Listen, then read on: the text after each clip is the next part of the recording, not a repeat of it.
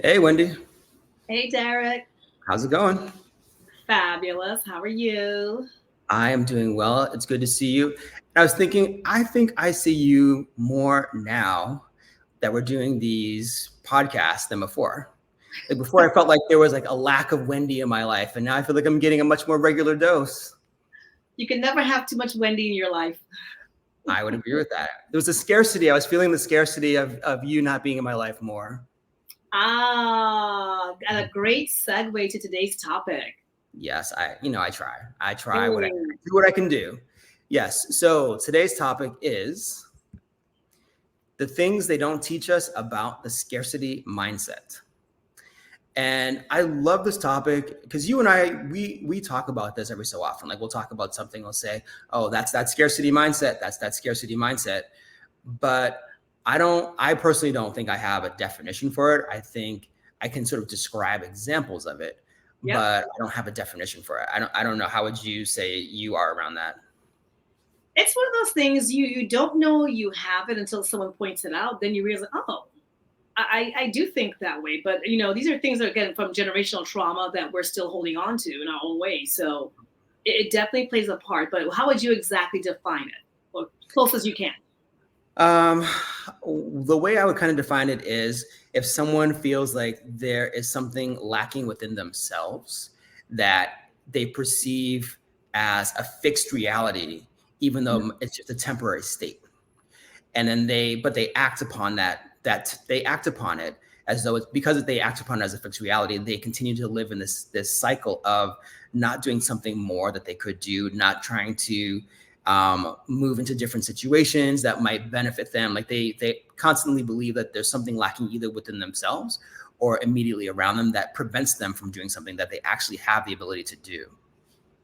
Would you also possibly say that that's sort of obstacles that are sometimes self-created? I would. So let me give an example. So when I was the executive director of a nonprofit organization in Boston, we were a small organization, neighborhood-based, community-based.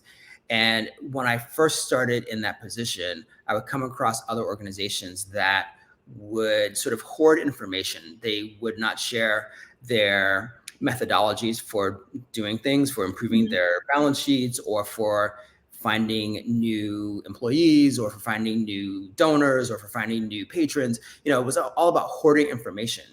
Hmm. And it always felt like, we were competing against each other for a certain amount of dollars, even though there was nothing from the foundations, nothing from anywhere else saying you can't share, you can't collaborate, or that there isn't enough money.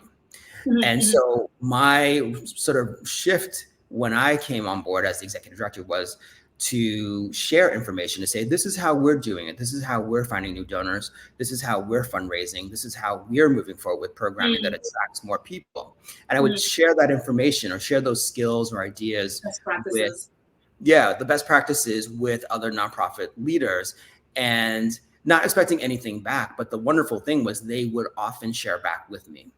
And Hmm. so there was a sense of like we built community because we didn't hoard information, we didn't hoard best practices, and we all, as what is it, the rising tide lifts all boats. And so we True. all did Yep. well together. And we could see how by sharing with each other, it also benefited the community around us. So, I mean, that's, again, I don't have a great way of defining the scarcity mindset, but I can sort of describe ways in which it exists and ways in which I had gotten past it. That's a great description. That's a great description. And I look forward to our guest today giving more depth to that. Absolutely. So let's actually introduce her. So our guest today is Sister Sadada. She is a student of liberatory practices. She lives in her body and she vacations in her mind. Ooh. She's a Black Nipmuc. She is an embodied liberation teacher. She works with individuals and groups who do the work of healing and educating, with the aim of her work being to guide embodied liberation in our relationships and our structures. So let's bring her on. Hey, sis. Hey, hey, how you doing, Wendy? How you doing, Terry? Good, Hey. good. How are you? You. Sorry, I can't pronounce Nipmuc No, better. you got it. Nip Mug. Okay, Yeah. okay, Yeah. yeah. Yeah, Quinny. Okay, I'm going to ask the question. What is a Nipmuc? Yeah, it's a native tribe that's native indigenous people in Massachusetts who have been here thousands and thousands of years. I'm actually on Nipmuc lands now. So it's kind of, our boundaries aren't like, it's very, empires are built in these very rigid ways. Yeah. So our boundaries are not, they're not like as solid as like to this town or to this geographic location, but it's about like kind of outside of like metropolitan Boston. It goes down as far as like a part of Connecticut and up as far as New Hampshire, and like out west to like, I think it's like Petersham. I'm sorry, not Petersham, but Pittsfield. I'm sure many people in Massachusetts was like, where's Petersham? I know, right? Petersham is more north, and then it's so I get the P's mixed up sometimes. But yeah, if you imagine it kind of like this kind of middle, I cut it like this middle wave of kind of the New England area. Fabulous. Yeah. Is it kind of like the Blackstone Valley? Yeah, Blackstone Valley, Connecticut Valley in Massachusetts is a part of it. Charles River. Yeah, rivers are perfect ways to define us because Nipmuc means freshwater people. So there was something I wish they taught me. Mm-hmm. Didn't know that. I know that could be another episode. What they didn't teach you about indigenous people in your hometowns. Absolutely. Yeah. Many times as I've gone to Plymouth Plantation and celebrated Thanksgiving and all the other things, seen the Mass Pike, the old signs of the Mass Pike with the pilgrim hat and the arrow, they don't teach us anything about indigenous history. But that's for a different episode. We're here to talk to you about the mindset. And actually, so you heard us sort of muddling through trying to define the scarcity mindset. And we'd love to hear from you. How do you define the scarcity mindset? Yeah, well, I think you all are picking up on kind of two things that are central to my definition of scarcity mindset. One is that sense of, that we get in capitalism, this kind of competitive, not enoughness of physical resources, right? And I think Derek, you spoke about that. And then Wendy, you spoke about this notion of like the role that things like intergenerational trauma play on that mindset. And so for me, I like it basic. I like a basic definition.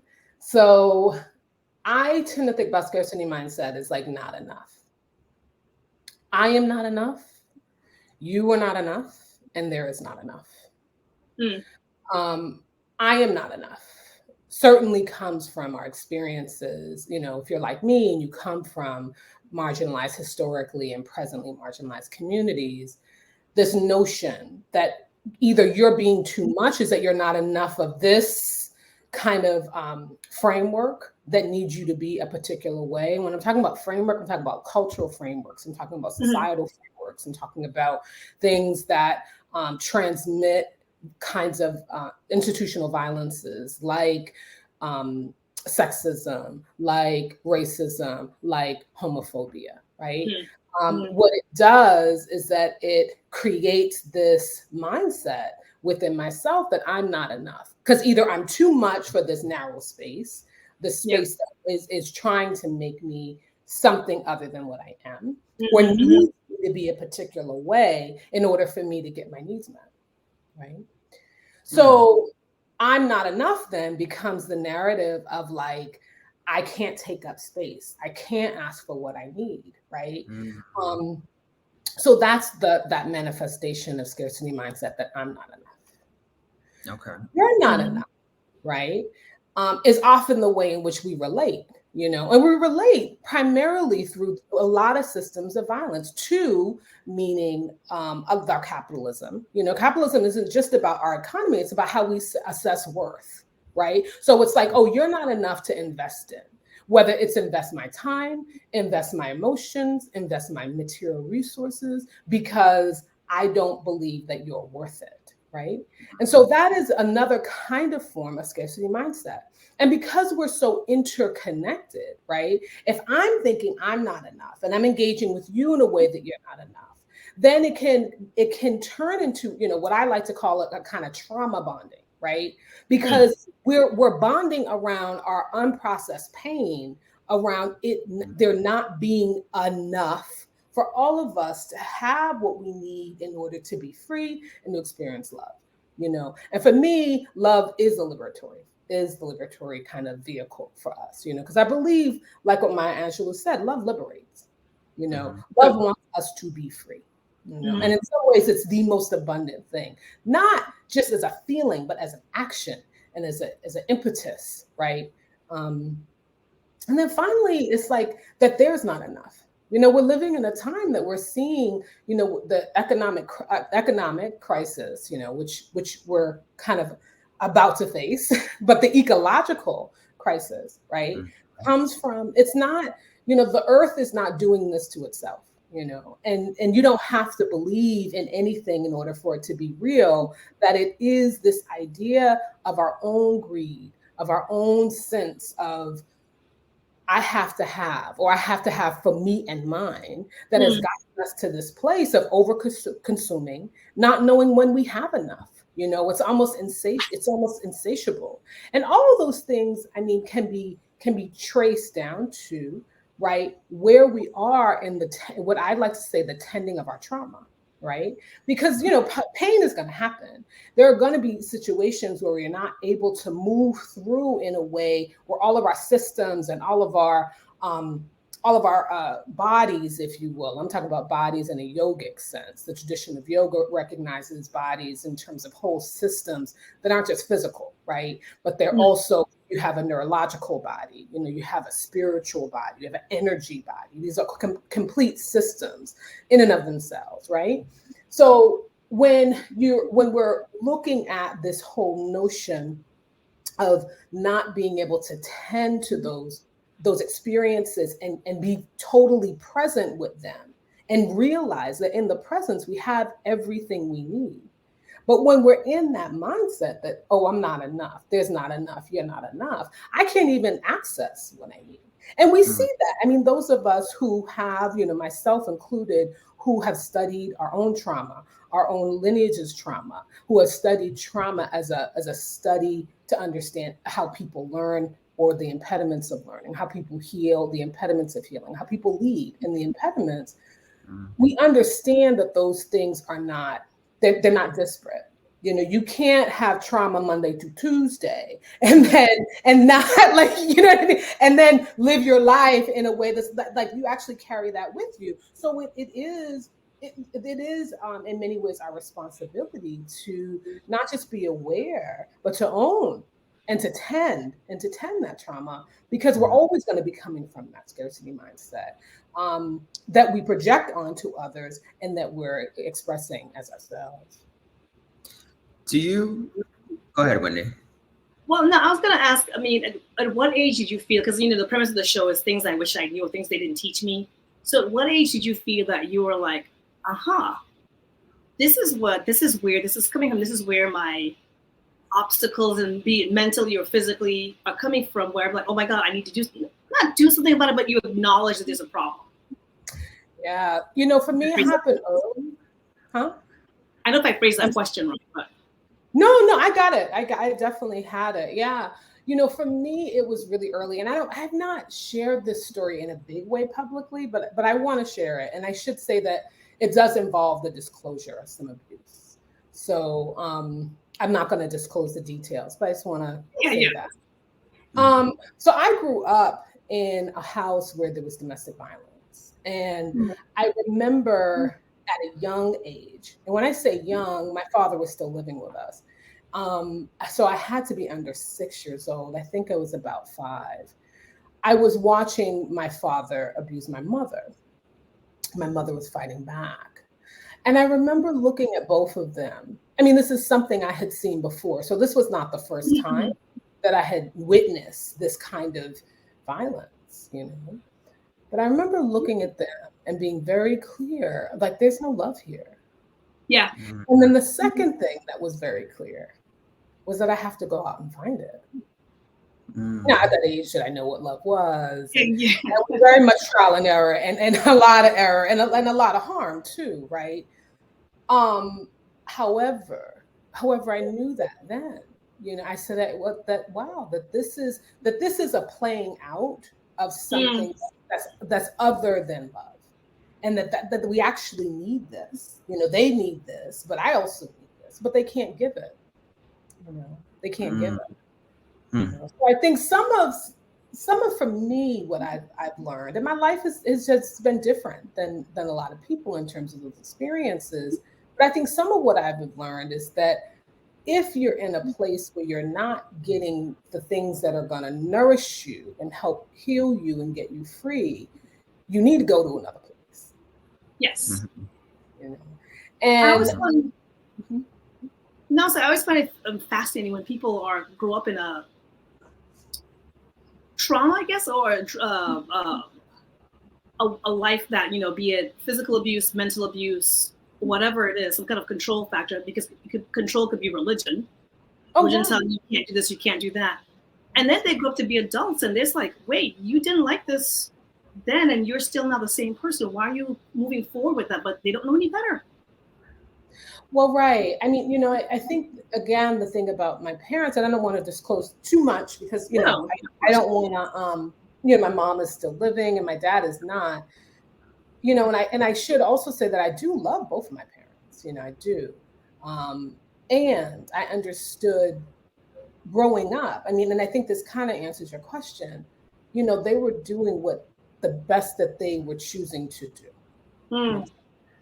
That at some point we have to decide that we want to take responsibility, not just for ourselves, but for our freedom. And that we're willing to do what we need to do to get free. And I think for me, what keeps me, kind of fueled in my work is that, a couple of things. I want to be the ancestor people call on. I don't want to be the one that they are calling the medium or the priestess and like, please get this one away from me. I feel like in order to do that, I have to heal my pain and the pain that has been transmitted to me. And that's a choice. That's a choice that I make. And I realize that is the thing that's beautiful about this human life, is that we do have choice, right? And it's not only a choice that I make, but it's one that I continue to make. And I'm not saying it's not hard. I think what makes it more easeful now is that I have communities and people in my life and people who love and support me to make it more possible. Even when I'm like, I don't want to do this, no, but I'm laying on the floor like, I don't want to do it anymore, and they're like, that's okay, lay down and we'll get you back in the game. You know what I mean? Right. Different from a different part of my life. And again, speaking to kind of like when people are making the choice to constantly not, to learn the things that are harmful for them and everybody else, right? Like, I think that is a choice, and we have to look at, there are values in that choice. I mean, sometimes people value ignorance, right? Like when people talk about,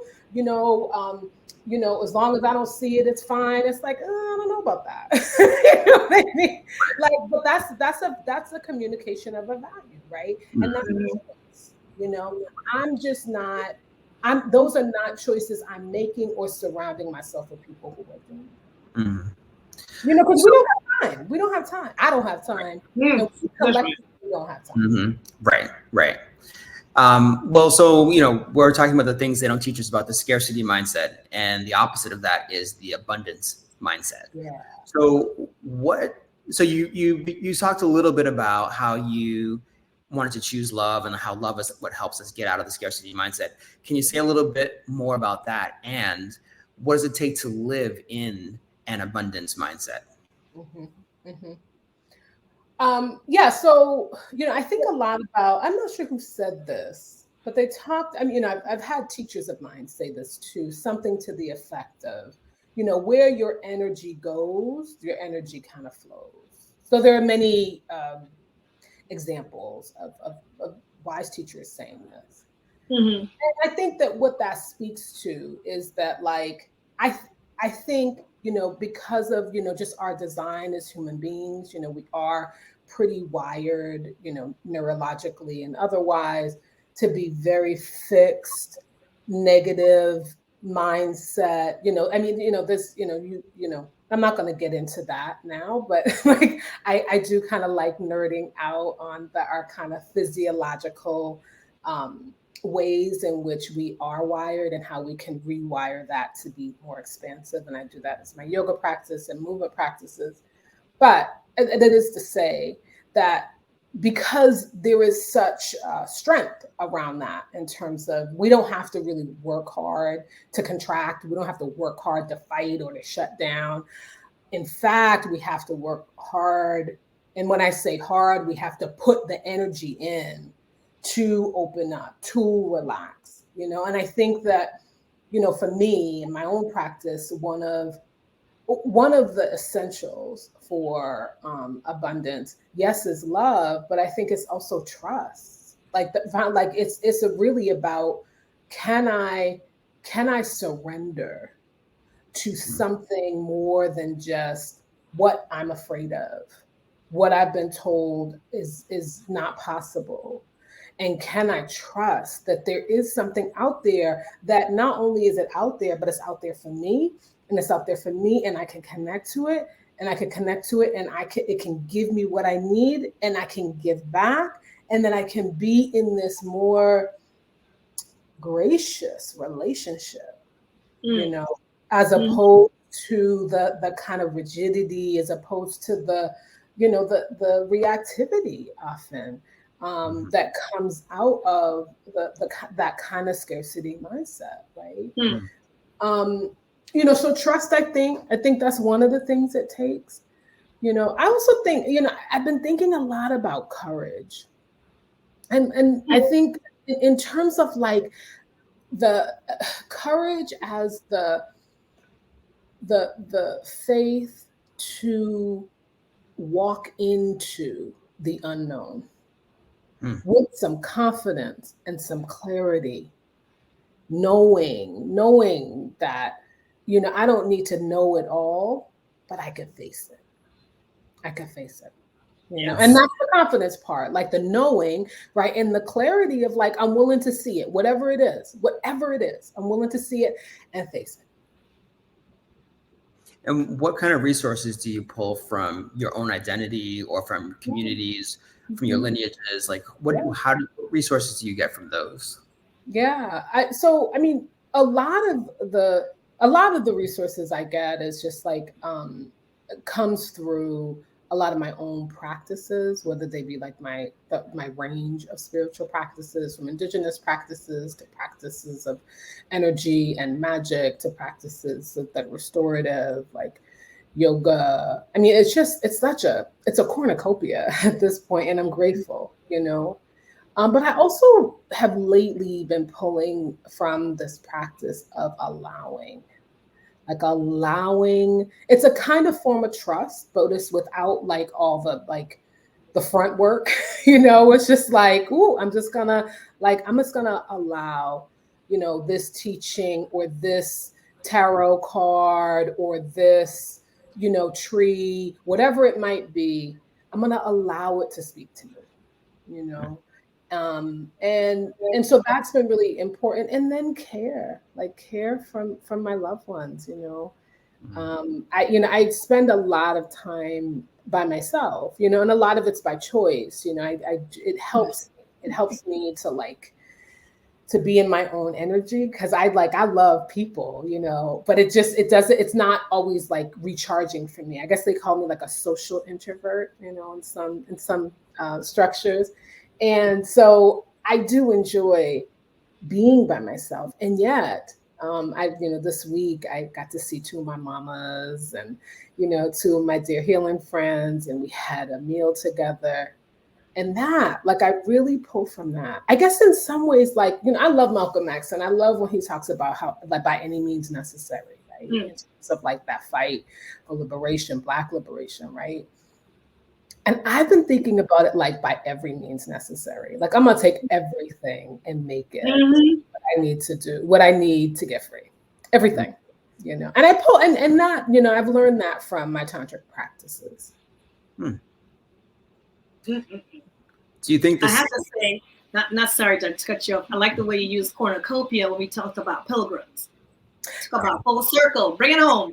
Well, I think they might have got it from the Romans who were doing some conquering and colonizing too. But Hey. I'm not, you know, we're not talking about that on this episode, right? No, I know. Right. But you associate cornucopias with pilgrims, so I just love how that came a little full circle. Yeah. I want to ask one last question around Black liberation, because you referenced that a couple of times. I mentioned it in your bio, and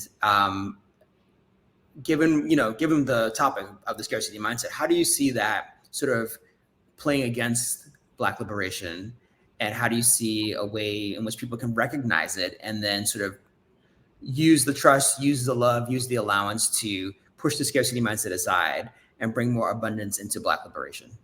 Yeah. Is that too big of a question? I don't know if it's too big for this, what we have left here. Yeah, no, I mean, I think that, you know, I think about the people I think about as like North Stars of Black liberation for me. And of course, you know, one can't talk about North Star and Black liberation without talking about Mother Harriet Tubman, right? You know, I'm also thinking about, you know, people like Rosa Parks, and I'm thinking about, you know, folks like Nikki Giovanni and, you know, James Baldwin, and, you know, all these just different and people in my life, you know, people who are local people, you know, Jean McGuire, Ruth Batson, John Ross, like, you know, these were people who thought and dreamed big. You know, they weren't, I mean, we think about it because we're looking back and we're getting some of the pieces of their story, right? Of like, oh, it was just so small, but like they thought huge, you know, and expansive, right? And, you know, when people talk about being like our ancestors' wildest dreams, like, you know, I know that, you know, and for me, the dream is to be abundant.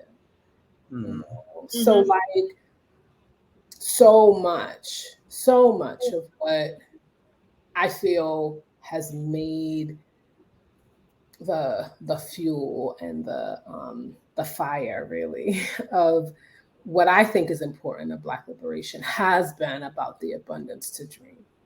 You know, I think we do because when, you know, and I say this for myself too, when we're looking at Black liberation as a topic or as a content, it usually is in response to a constrictive, kind of oppressive context, you know, like, so it's in reaction to something that is not wanting that, right?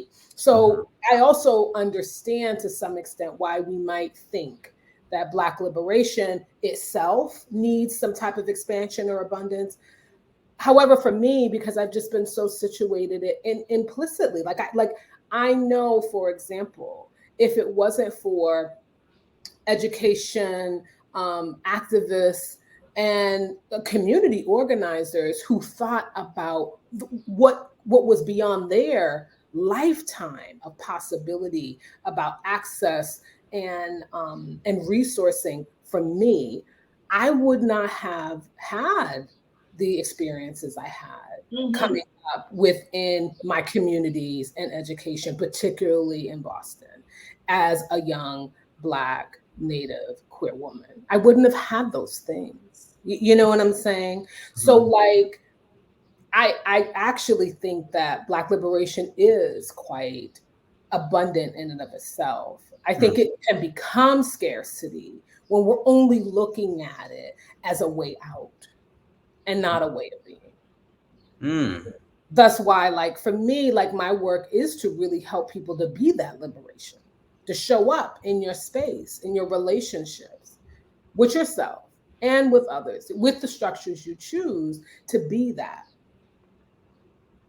All right. I sense another episode coming out of this conversation.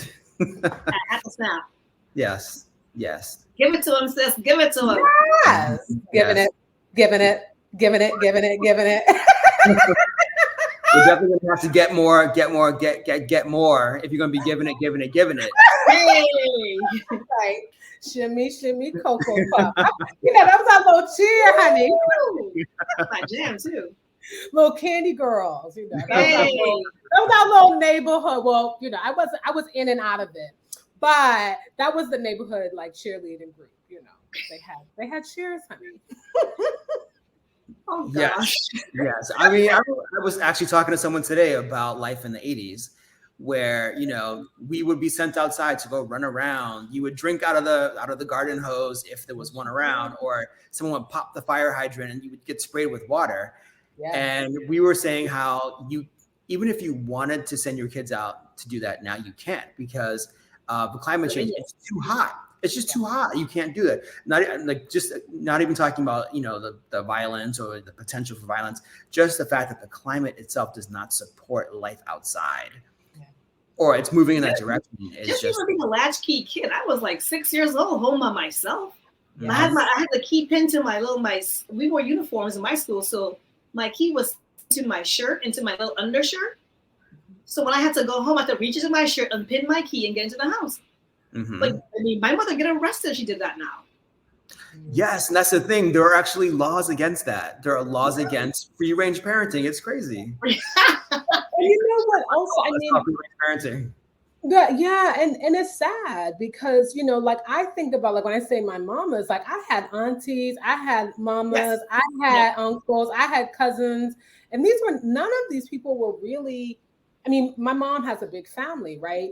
However, I didn't grow up around that family. I grew up around people in my neighborhood who were cousins, and maybe I had one blood cousin who was there, but everybody was cousins, right? Mm-hmm. And I was a kind of pseudo latchkey kid because my grandfather lived with us, but he was ambulatory. So, that was kind of, he was there, but, I had my own key. But we also had Mama Jones, who had everybody's key. Mm. And Mama Jones lived on the next street. And if you either couldn't get in your house or you were home and you wanted to, go somewhere and get a snack, mm-hmm. you could go to Mama Jones's house, but you were going to get your snack and do your homework. Because, mm-hmm. So, yeah, I mean, just that sense of like that collective care. Again, like I grew, and it doesn't mean that things didn't happen, right? But there was always another place to go, Yeah. And that saved me, that really saved me. Right. In a lot of ways. Yeah. Well, Sister Sadada, we are glad to have you in our village as part of our community. Okay. We are out of time, unfortunately, but we'd love to have you back to talk about other topics or to continue this one. Absolutely. And for those of you who are watching, if you have any questions or comments, please leave them in the question or the comment field, wherever it is on whatever browser you're looking at. If you have questions for Sister Sadada, we will forward them to her. And hopefully if she has time, she'll be able to respond as well. If not in written form, then maybe in the next episode. And also don't forget to subscribe so you know when the next episode will drop. All right. Thanks, everyone. It's been great seeing you. And Sister Sadada, we will see you soon. All right. Thanks so much. Bye. Thank you. Bye.